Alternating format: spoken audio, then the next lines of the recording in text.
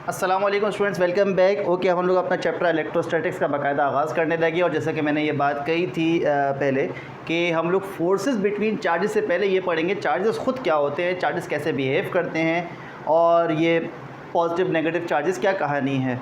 सही है, तो थोड़ी सी इस पर बात कर लेते हैं। आपको याद होगा ये बचपन की बातें हैं जब हम लोग 5-6 क्लास में हुआ करते थे, और उससे भी जूनियर क्लासेस के अंदर साइंस की क्लास में जब स्टैटिक इलेक्ट्रिसिटी का चैप्टर आता था तो एक एक्टिविटी होती थी। टीचर एक एक्टिविटी करवाती थी, वही कहती थी भाई अच्छा पहले तो पूछते थे भाई कंघा किसके पास है।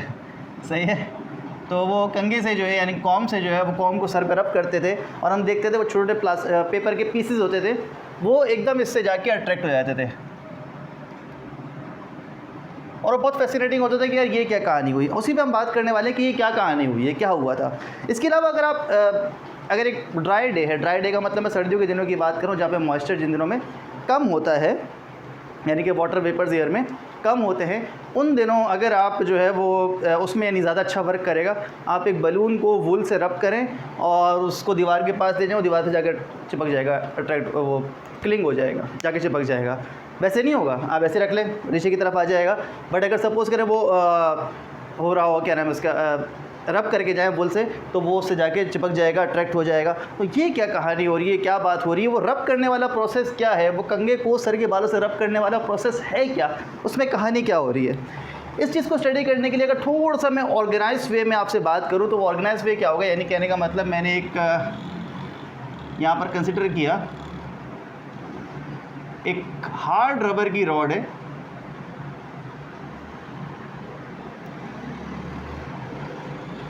उसको मैंने यहाँ पर हैंग किया और उसको रब कर दिया, दैट इज़ रब्ड विद फर। फर क्या होता है, एनिमल स्किन होती है, बिल्ली की आमतौर से स्किन जो आपने देखी होती है। उसके सामने मैं एक ग्लास रॉड लेकर आता हूँ, उसके सामने एक ग्लास रॉड आती है और ग्लास रॉड को रखने से पहले मैंने यानी लाने से पहले मैंने रब किया हुआ है सिल्क से। तो ये ग्लास रॉड है and that is rubbed with silk. एक अजीब सी बात हम लोग यहाँ पर देखते हैं कि जब तक इनको रब नहीं किया तब तक ऐसी कहानी नहीं होती, लेकिन जब इनको रब करके सामने लाए गए, यानी उसको फर से रब किया, इसको सिल्क से रब किया, तो हम लोगों ने देखा कि ये एक दूसरे के करीब जा रहे हैं, यानी एक दूसरे से क्या हो रहे हैं, अट्रैक्ट हो रहे हैं। ये अट्रैक्शन का फिनोमेना हम लोगों ने ऑब्ज़र्व किया, जैसा कुछ हम लोगों ने यहाँ पर ऑब्ज़र्व किया था। ओके, सही है, ये बात अपने माइंड में रखिएगा कि यहाँ पर हमने देखा कि इसको इससे रब किया, उसको उससे रब किया और सामने लेकर आए तो आपस में अट्रैक्ट होने लगे, दूसरे करीब जाने लग गए। ओके, देन हम लोगों ने क्या करा कि इसी हार्ड रबर को दोबारा कंसिडर करते हैं कि यहाँ पर इस हार्ड रबर की रॉड को हैंग किया हुआ है। सही है, ये वही है, सेम है। इसके सामने मैं इस बार ग्लास नहीं लेकर आता, मैं हार्ड रबर की रॉड ही लेकर आता हूँ, ये हार्ड रबर लेकर आता हूँ। सही है, तो मैं इसके सामने भी यही लेकर आया हूँ, फर से रब किया हुआ। इसको भी फर से रब किया हुआ था, इसको भी फर से रब किया हुआ था, दोनों को आमने सामने लेकर आते हैं। तो जी बिल्कुल वही बात जो आप सोच रहे हैं कि इस बार ये दोनों क्या होंगे, ये रिपेल हो जाएंगे।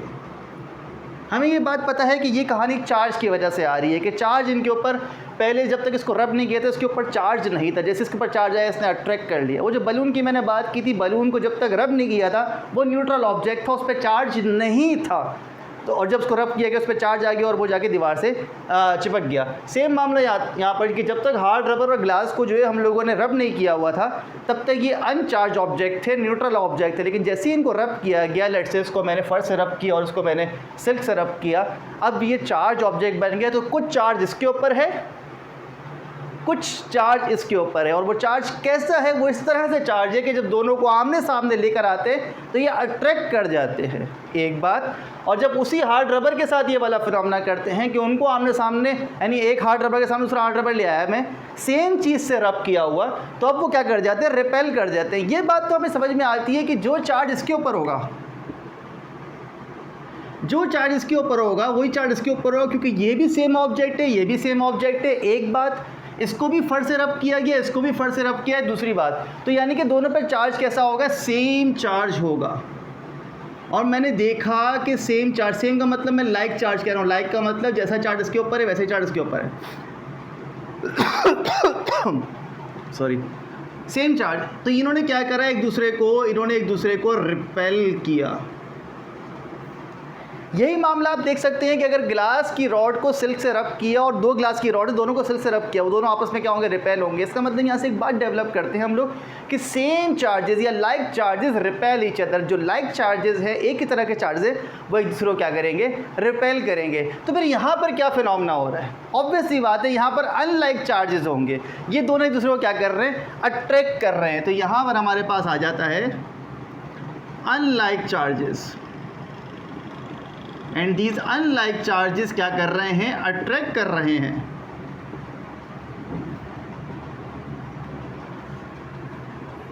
बेंजामिन फ्रैंकलिन ने इस तरह के एक्सपेरिमेंट्स होने के बाद, यानी इस तरह की चीज़ों को ऑब्जर्व करने के बाद ये नोमेनक्लेचर सेट करा कि एक तरह के चार्ज को मैं कह दूंगा पॉजिटिव और एक तरह के चार्जेस को कह दूंगा नेगेटिव। यानी there are two types of charges, there are two types of charges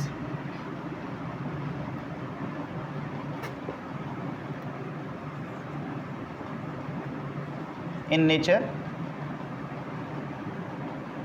एक का नाम रख दिया उन्होंने पॉजिटिव, जिसको हम लोग प्लस से शो करेंगे, और एक का नाम रख दिया नेगेटिव, उसको हम लोग माइनस से शो करेंगे।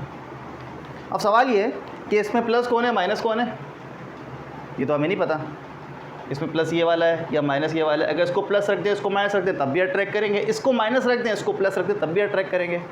बेंजामिन फ्रैंकलिन ने वही वाला काम किया कि एक को उन्होंने कह दिया पॉजिटिव, इस पे जो चार्ज आया लाइट से उसको उन्होंने पॉजिटिव कह दिया, और इस तरह के चार्ज को उन्होंने क्या कह दिया, नेगेटिव। और यहाँ पर क्या हो जाएगा, क्योंकि हार्ड रबर को फर्स्ट से रब किया गया तो पॉजिटिव चार्ज आया, तो ये दोनों भी क्या कहलाएंगे, पॉजिटिव ही कहलाएंगे। क्योंकि आपने जो क्राइटेरिया यहाँ सेट कर दिया वो यहीं पर रहना चाहिए ना, सेम।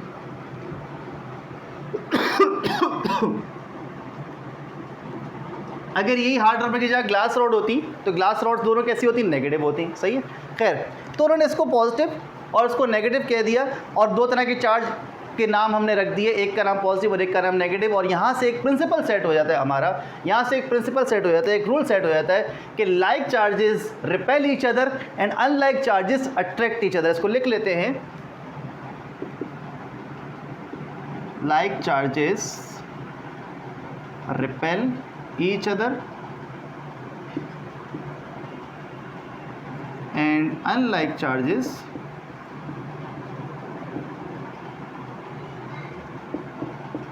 attract each other। ये हम कंक्लूड कर सकते हैं यहाँ वाली बात से। एक सवाल है मेरा यहाँ पर कि अगर बेंजामिन भाई ने इन चार्जेस को, इसको पॉजिटिव कह दिया होता और उसको नेगेटिव कह दिया होता, उन्होंने तो नाम रखे ना, इस तरह के चार्ज को नेगेटिव कह दिया, उस तरह के चार्ज को पॉजिटिव कह दिया। और यही वजह है कि जिसको नेगेटिव का है, इस वजह से आज इलेक्ट्रॉन नेगेटिव है, इसको पॉजिटिव का है, इस वजह से आज प्रोटॉन पॉजिटिव है। अगर ये नाम उल्टा रख देते, ये पॉजिटिव हो जाते, यानी इसका नाम पॉजिटिव रखते, इस तरह के चार्ज का नाम नेगेटिव रखते, तो आज इलेक्ट्रॉन पॉजिटिव होता और प्रोटॉन नेगेटिव होता। तो सवाल ये है कि ज़रा मुझे कमेंट से बताइएगा लाजमी कि हमारी वर्ल्ड पे क्या फ़र्क पड़ता अगर बेंजामिन फ्रैंकलिन साहब इन चार्जेस का नाम उल्टा रख देते। उल्टा हमारी नज़र में उल्टा लग रहा है क्योंकि इसको हम सीधा मानते हैं ना।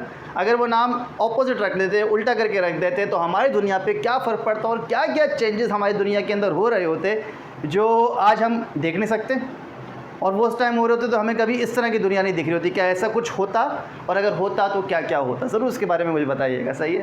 तो बेंजामिन भाई की कहानी है, उन्होंने नोमेनक्लेचर दिया, इसको पॉजिटिव इसको नेगेटिव दिया, तो क्या उससे कोई फ़र्क पड़ता है या नहीं पड़ता, ज़रूर बताइएगा, मैं इंतज़ार करूँगा। ओके, ये याद रहे कि नेचर में हमारे पास दो तरह के चार्ज होते हैं, जैसे मैंने ये बताया, यहीं पे लिख देता हूँ मैं। नेचर में हमारे पास दो तरह के चार्ज होते हैं, एक होता है पॉजिटिव, और पॉजिटिव चार्ज कहाँ से आता है, प्रोटॉन की वजह से आता है, और नेगेटिव चार्ज कहाँ से आता है, इलेक्ट्रॉन की वजह से आता है, सही है। बस ये याद रखिए, यानी कि कहीं पर अगर हम कह रहे हैं कि चार्ज ऑब्जेक्ट नेगेटिवली चार्ज है, तो इसका मतलब उसमें electrons as compare to proton ज़्यादा हैं, सही है। यानी कि इलेक्ट्रॉन नंबर ज़्यादा है तभी वो नेगेटिवली चार्ज है, और अगर सपोज़ करें वो पॉजिटिवली चार्ज है, इसका मतलब वहाँ पर प्रोटॉन नंबर ज़्यादा है और इलेक्ट्रॉन नंबर कम है, सही है। और अभी वो जो हम लोग बात सुनते हुए आते हैं कि चार्ज जो है वो इलेक्ट्रॉन की वजह से आता है, इलेक्ट्रॉन की वजह से आता है, वो कैसे होता है उस पर भी हम लोग आइए बात करते हैं। आई होप यहाँ तो कन्फ्यूजन नहीं हो, इसमें कन्फ्यूजन तो प्लीज़ मुझे बता देगा, इंशाल्लाह उस पर जो है मैं कमेंट में जो है उसको रिप्लाई कर दूँगा। बाकी फिर आगे बढ़ते हैं कि ये चार्ज ऑब्जेक्ट के ऊपर आता कैसे है। सही है, ये वाली बात मेरे माइंड में रखिएगा कि पॉजिटिव चार्ज प्रोटॉन की वजह से और नेगेटिव चार्ज इलेक्ट्रॉन की वजह से, ये नेक्स्ट वीडियो के अंदर मैं कनेक्ट करूँगा। सही है।